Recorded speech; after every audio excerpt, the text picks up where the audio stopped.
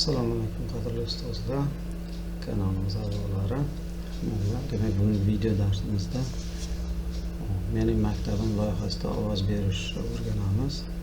Ya'ni mening maktabim loyihasi OpenBudget saytiga kirgan holatda ovoz beriladi va bunda kalit so'z ishlatiladi.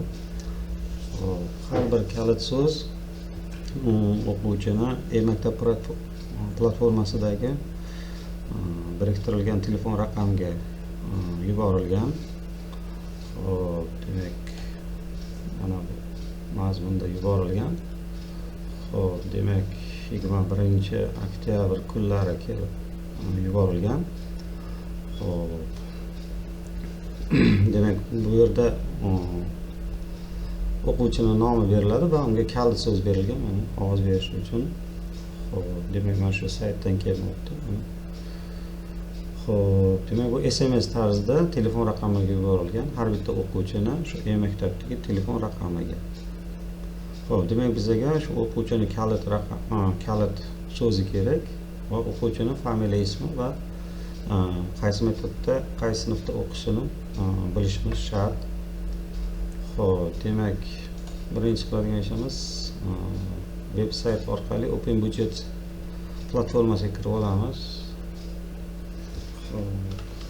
OpenBudget kirib oldik.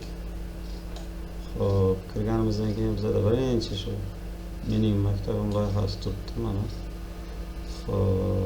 Demak, har bitta maktab loyihani taqdim etgan, tasdiqdan o'tgan, endi ovoz berish jarayoni boshlandi. Demak, buning uchun ishtirok etishni bosamiz. Demak, barcha maktablarni ma'qullangan, ya'ni tasdiqdan o'tgan loyihalari bor.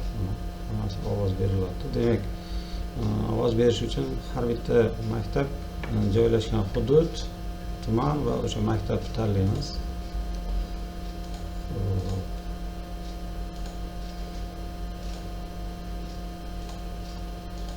Tanladik.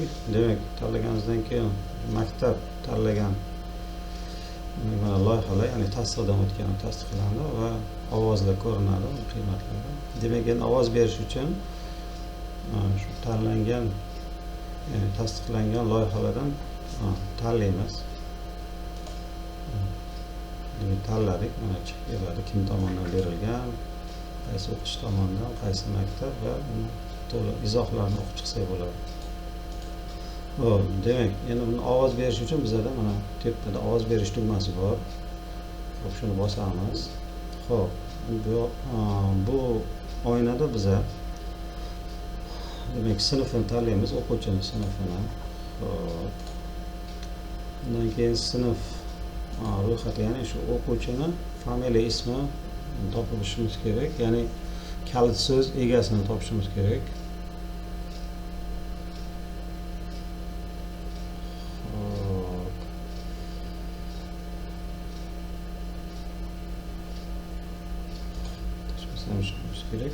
Bundan keyin kalit so'z, ya'ni telefonga SMS shaklda kalit so'zlar yuborilgan.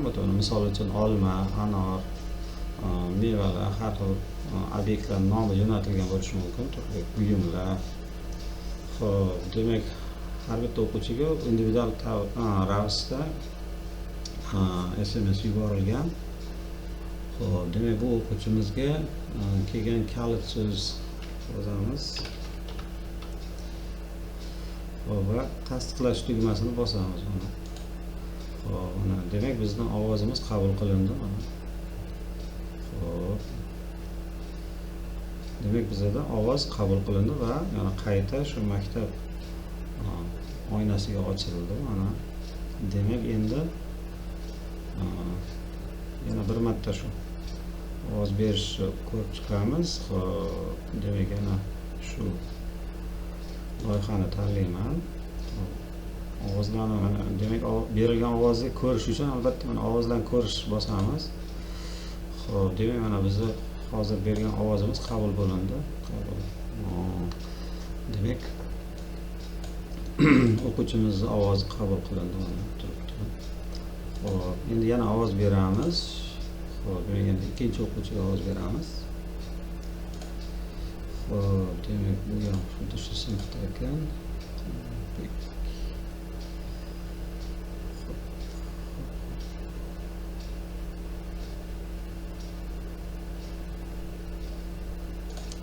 Shu o'quvchi bo'lishi kerak. Xo'p, o'quvchining kalit so'zini yozamiz. Tasdiqlashni bosamiz.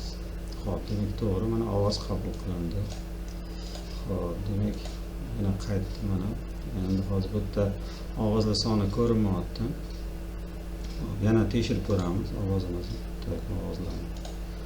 Shuni, demak ovozimiz berildi. Demak ovoz qabul qilindi. Xo'p, endi orqaga qaytamiz yana. Xo'p, mana bu yerda ovozimiz berilgan ovozlar sonida ko'rinmayapti. Endi uni yana ko'pchilik aytishi qabul qilinmadimi, nega berilmadimi? Demak, buni ko'rish uchun yana brauzerimizni yangilashimiz kerak. Xo'p, va boshqatdan yana kiramiz. Maktab tanlaymiz.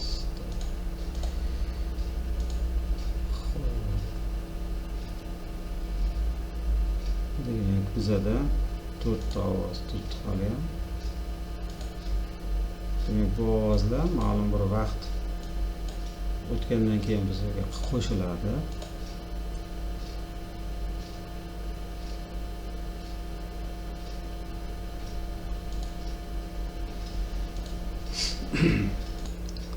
Demak, ustozlar ovozimiz qabul qilindi.